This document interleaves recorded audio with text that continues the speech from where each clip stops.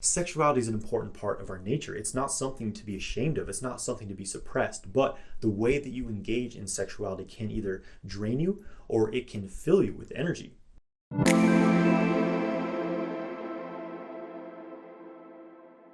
Hey guys, I'm Jonathan White. I'm here to help you master your sexual energy so you can magnetize your ideal life. So semen retention and cultivating sexual energy. What does it mean to cultivate sexual energy?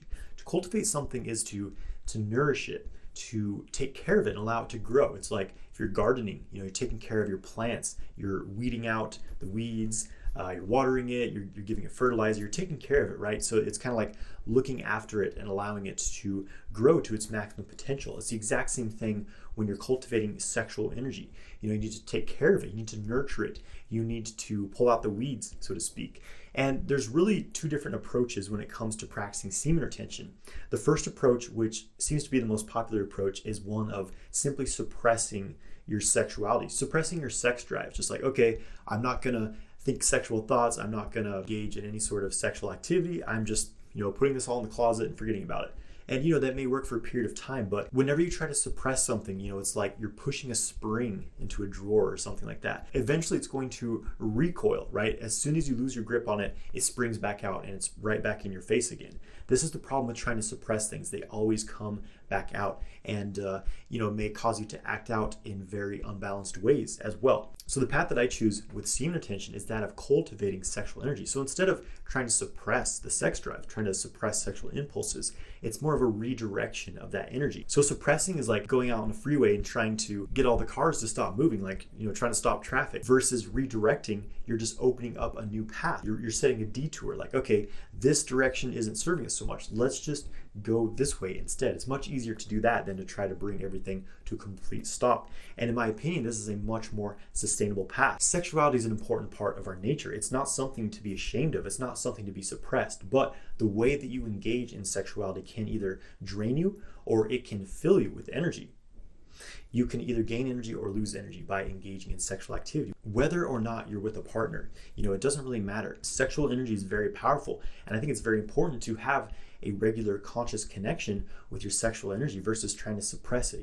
In my opinion, again, suppression is just not a sustainable path, and having this pleasure positive allowing your sexuality to unfold in a harmonious way, to me, is a much more sustainable and enjoyable path of semen retention. Do you really want to be like, forcing yourself to not feel sexual urges and things like that every day for the rest of your life? It eventually kind of wears you out. Eventually you're going to give back into impulses when you're just completely trying to suppress them. And so the approach of redirection is much more harmonious, in my opinion. It can be quite spontaneous in its unfoldment. So when I say redirect, what I'm talking about is, I mentioned that your sexual activity can either drain you or it can fill you up with energy. So redirecting is changing your sexual habits, changing the way that you express yourself, the way that you express your sexual energy, and change that into a way that is harmonious. What do I mean by harmonious? Well, it's not draining you of energy, it's not causing you harm, it's not causing harm to anyone around you, it's a balanced flow. For example, let's say that your pattern of sexual expression has been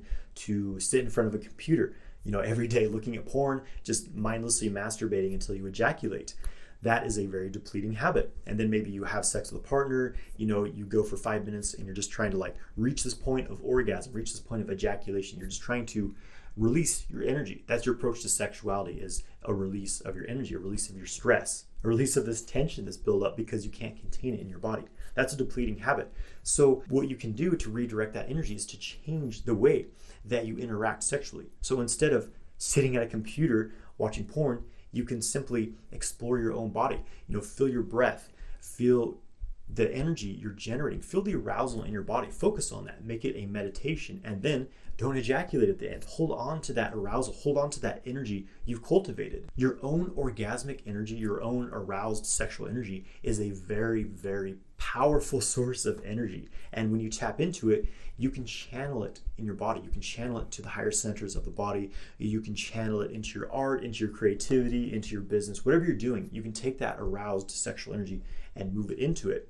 And that's quite a different approach than just trying to, forget about your sexuality, just trying to suppress it. It's completely different when you allow yourself to fully engage in sexual expression, sexual connection, whether that's, again, just by yourself or with a partner. It doesn't really matter, because you're still activating the full potential of that sexual energy, which is what happens when you become aroused. You know, the nature of sexual energies, it's very expansive, it's very bonding, it glues things together, and it amplifies them.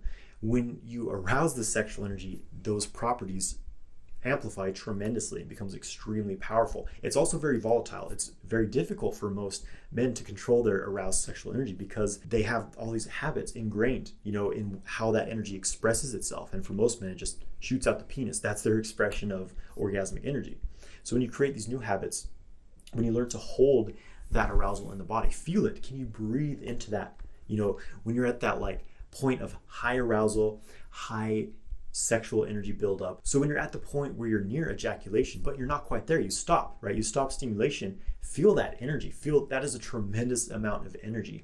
Now see if you can breathe into that, see if you can relax your body, avoid that urge to go over the edge and instead hold on to that incredible charge that you've generated. Just breathe deeply, you know, and see if you can kind of move that through your body, see if you can collect it in your belly so you can digest it, you can bring it up to your heart, you know, amplifying your heart connection, your love connection with the world. The heart has this magnetic field. It's 10 times more powerful than the brain. There's all kinds of things you can do with the sexual energy. So that is a very different approach than watching porn and ejaculating. You know, the problem here is not sexual stimulation. The problem is the release of energy. And I'm not saying you can never release during sex or anything like that, but when you're doing it every time, then you're losing more energy than you're gaining. Whereas when you withhold your seed the majority of time that you're having sex or you're, you know, self-cultivating, whatever, you start to build up this reservoir of sexual energy. And when you're with a partner, it becomes even more amplified because now you're exchanging energy with someone else. You know, as men, we have this yang energy and we often lack the yin energy. And so when we have sex with a woman, we exchange, we give her our excess yang, she gives us her excess yin.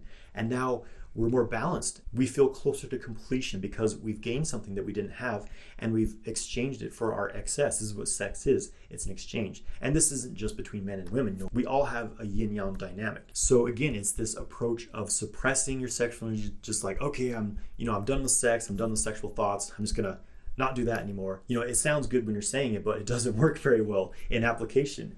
It's a difference between that and, again, redirecting, nourishing your sexual energy, allowing it to unfold in a harmonious way and allowing that sexual energy to flourish, because it will make your life so much more rich, so much more fulfilling when you're living a life, cultivating this orgasmic energy, allowing yourself to experience orgasm. It's important. It's so beneficial to us. It actually lengthens our telomeres in our DNA, which is what dictates how long we're going to live. There's a definite connection between experiencing orgasm and basically experiencing longevity in life. Now, the problem for men is that ejaculating too frequently drains their vitality, so their life force gets cut in half.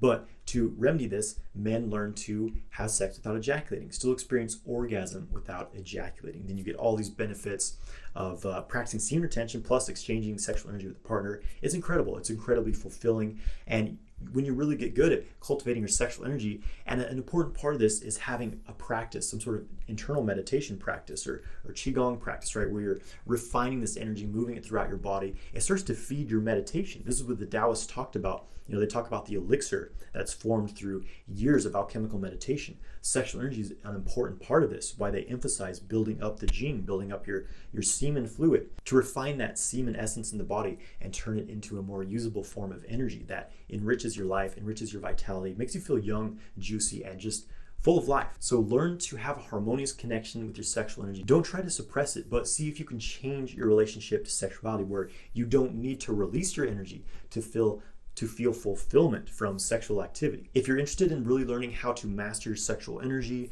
have non-ejaculatory orgasms, be able to last for hours in bed and have powerful full-body orgasms, check out my 6-week course, Multi-Orgasmic Man. I'll put a link in the video description below.